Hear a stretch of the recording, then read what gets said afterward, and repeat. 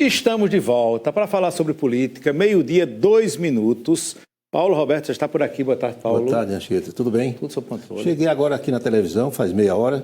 Tinha um carro de entrega ali na frente, o pessoal tirando uns pacotes. Sim. E eu perguntei a Adriele, né, a nossa recepcionista, Adriele, o que é isso? Ela disse, é fulano de tal, aí citou o nome de um colega aqui.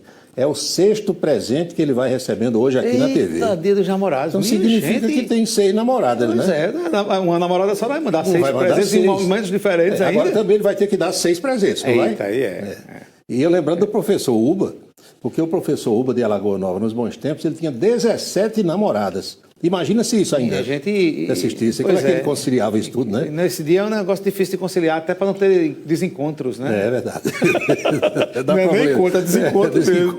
Agora, como você dizia aqui no intervalo, tem gente que acaba o namoro para não dar presente. Aí depois renova. Eu conheço gente assim. Depois do dia dos namorados, aí renova o namoro, né? Renovar namoro, ó, das antigas. É das antigas, é. E eu vendo agora, minha gente, essa matéria aqui sobre a Unifacisa, e lembrando, veja só, os computadores que nós compramos, a partir do celular, que é um computador, aí tem lá 200 gigas, 150 gigas de memória, aí tem os mais sofisticados, 1 terabyte de memória. A nossa memória, o nosso HD que Deus nos deu, é ilimitado. Agora você tem que querer aprender, né? Ter a velha sede de saber.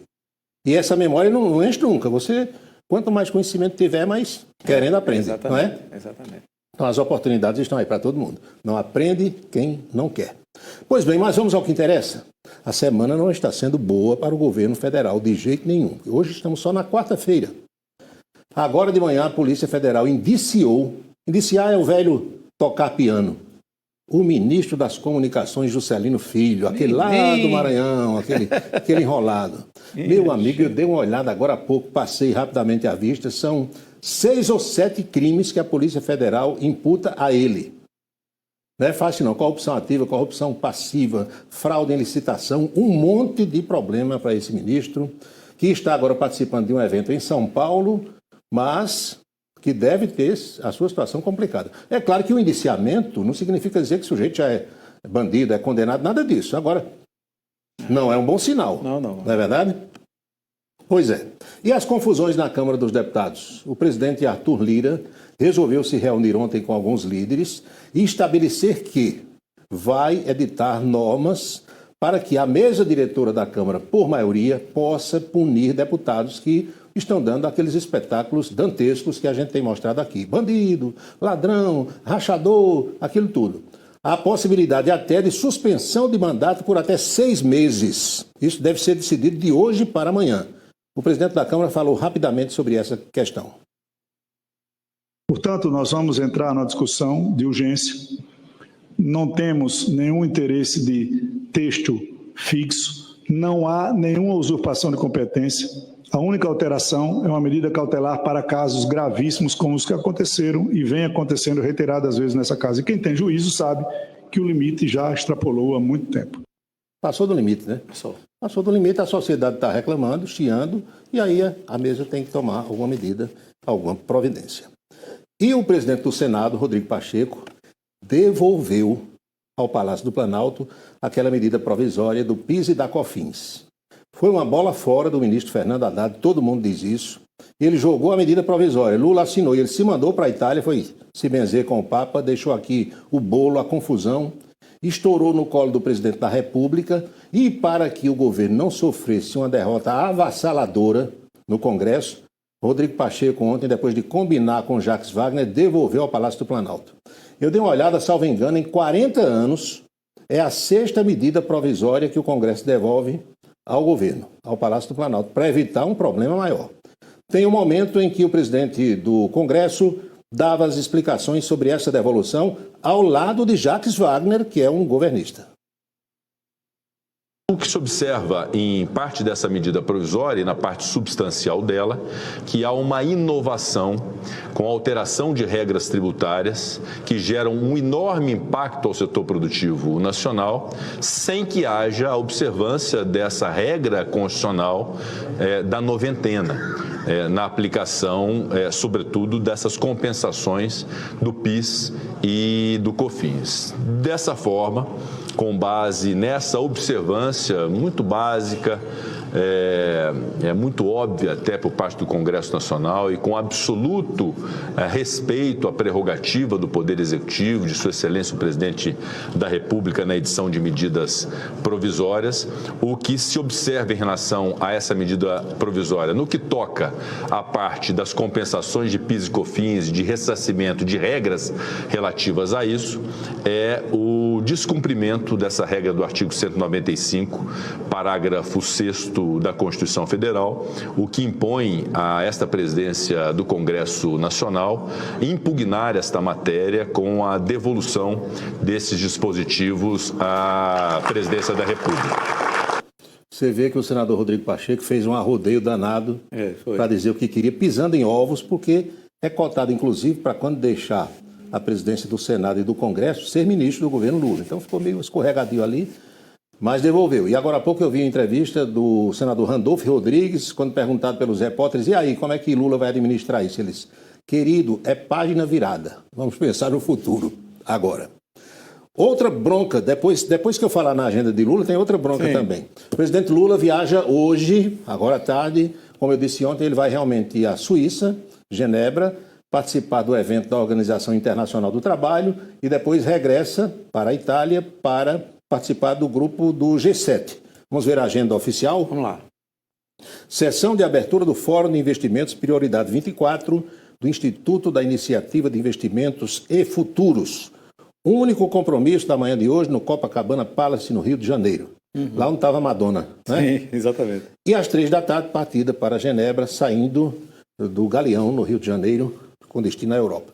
Como eu disse ontem, Reginaldo Bastos é maldoso, aí disse, é porque é dia dos namorados, aí Lula vai viajar com Dona Janja. Não, são compromissos internacionais, mas ele é gosto ruim. Aí disse, mas o Brasil não faz parte do G7, o que é que ele vai fazer lá? G7 são os países que fazem parte das 7 maiores economias do mundo. Lula foi convidado. E quando você é convidado, chega lá e é bem recebido, não é não? Claro. Importante estar nesses meios. Sem dúvida, bater papo com o pessoal, trocar ideia. A outra bronca é o arroz da discórdia. Meu amigo, o governo teve que cancelar, anular o leilão. Esse no arroz, no angu, virou angu, virou grololô, como a gente diz lá no Cariri, no Brejo, né? Virou burgô. Os da minha geração de Anchieta lembram que havia um programa norte-americano aqui para os países da América Latina chamado Aliança para o Progresso. Aí os americanos mandavam leite em pó, mandavam um queijo que era delicioso. Ainda hoje eu sinto o gosto daquele queijo na boca. E mandavam um arroz com a palha avermelhada que o povo chamava burgô. Não sei por quê. Pensa no arroz, um danado, viu? Esse arroz está dando uma dor de cabeça ao governo, porque fizeram aquele pregão. As empresas que ganharam se descobriu que era uma queijeira, um vendedor de sorvete, o outro era uma concessionária ou revenda de automóveis e tinha mais uma quarta. E o pior que isso, tinha um filho de um homem que trabalhava no Ministério da Agricultura envolvido no rolo. Teve um intermediário, digamos assim, uma pessoa lá que entrou no circuito para fazer alguma coisa, corretor, que ia ganhar 5 milhões de reais. Só esse. Imagina o rolo. Meu amigo, as coisas no Brasil são muito complicadas. Falou na oportunidade de ganhar alguma coisa. Dizer alguma coisa. É impressionante. E nós mostramos aqui, eu e Anchieta, o contrato social da Junta Comercial do Estado do Amapá, daquela empresa que vende queijo e que o capital era de 5 milhões de reais. Depois se descobriu que uma semana antes, o capital social dela era só de 80 mil reais. É como se tivessem combinado assim, olha, aumenta teu capital para 5 milhões que é para poder participar. E ganhar, naturalmente. Então é um rolo danado, o governo anulou tudo, morreu o assunto. E o presidente da Conab falou sobre essa questão. No decorrer desse leilão, que é muito complexo, as empresas são representadas por bolsas de mercadorias e somente depois que o leilão é concluído, na hora de assinar a ata, é que a gente fica sabendo quem são as empresas vencedoras. A partir da revelação de quem são essas empresas, começou os questionamentos se verdadeiramente essas empresas teriam capacidade técnica e financeira para honrar os compromissos de um volume expressivo de dinheiro público.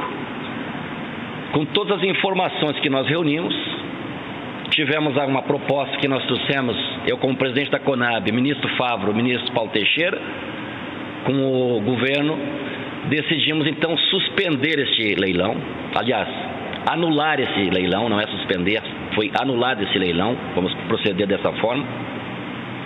e vamos revisitar os mecanismos que são estabelecidos para esses leilões, com o apoio da Controladoria Geral da União, da Advocacia Geral da União. Nós pretendemos fazer um novo leilão, quem sabe em outros modelos.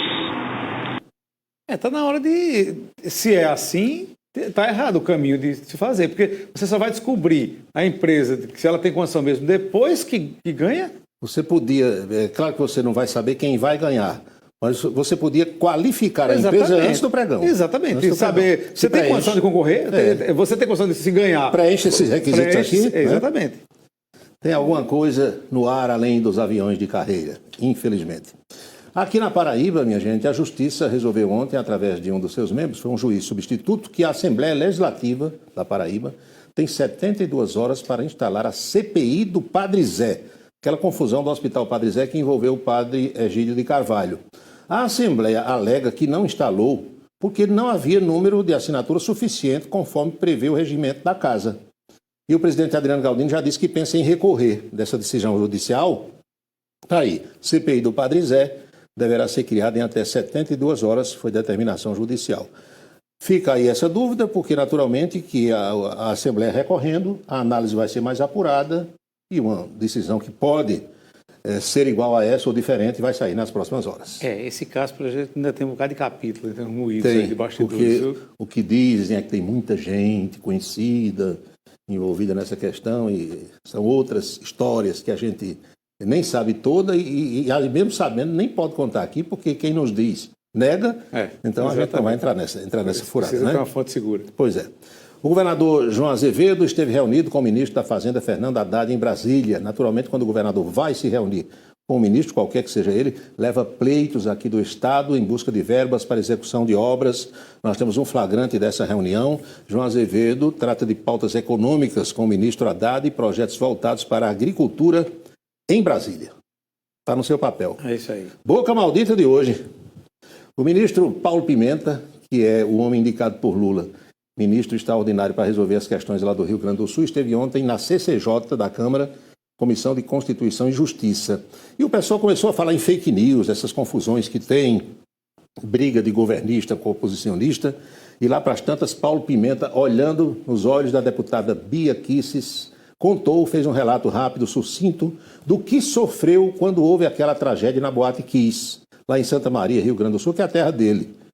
E disse que a deputada, durante o velório de 242 pessoas, a deputada e outras pessoas ligadas a ela, colocando nas redes sociais que ele era um dos culpados, alguma coisa nesse sentido. Vamos ver esse momento na boca maldita de hoje. Eu sei o que é fake news, gente. Eu lamento, deputada Bia Kicis. A senhora lembra como eu conheci a senhora? Sentada aqui. Eu convoquei a senhora numa comissão sobre o incêndio da Boate Kiss. No velório, no domingo à noite, a senhora e a Carla Zambelli vieram depor aqui, na época, Revoltados Online, Marcelo Reis. Minha mãe me ligando durante o velório, com a minha foto estampada nas ruas, publicada pela senhora, pela Carla Zambelli e pelo Marcelo Reis, distribuindo para todo o Brasil que eu, que nunca entrei dentro da Boate Kiss, era o dono da Boate Kiss. Eu passei o velório junto com a minha cidade, vendo o meu nome e a minha foto estampada, a senhora, a Carla Zambelli e o Marcelo Reis, o Nas Ruas e o Revoltados Online. Eu sei do que vocês são capazes. E tive força, porque a cidade me conhecia, o Rio Grande me conhecia, porque vocês podiam ter me destruído, com 242 pessoas sendo veladas, e vocês se dedicando a tentar enxovalhar e destruir a minha história, a minha reputação. Procurem nos anais dessa casa, que vocês vão encontrar audiência pública nesse plenário, onde a deputada Bia Kicis e a Carla Zambelli estavam sentadas aqui, lado a lado, respondendo pelas fake news que produziram contra mim, e nem ao velório das 242 pessoas mortas na Boate Kiss na minha cidade. Então, eu sei do que vocês são capazes. Pesado. Nossa Senhora. Olha, a política tem jogo sujo. É claro que nem todo mundo faz isso. Mas, meu amigo, o que tem de jogo rasteiro, de traições, de imputações de coisas que a pessoa nunca fez é algo impressionante. A imagem das pessoas... Por isso que muita gente boa não quer entrar na política. Pois é, que a política está precisando de gente boa, mas infelizmente a gente não quer entrar. As pessoas temem esse tipo de coisa. É isso, Anchieta, foi a nossa boca maldita de hoje. Tá bom, Paulo? Tem mais amanhã, né? Até amanhã. Até lá. Bem, vamos a Brasília saber outras notícias da capital federal. Direto de Brasília,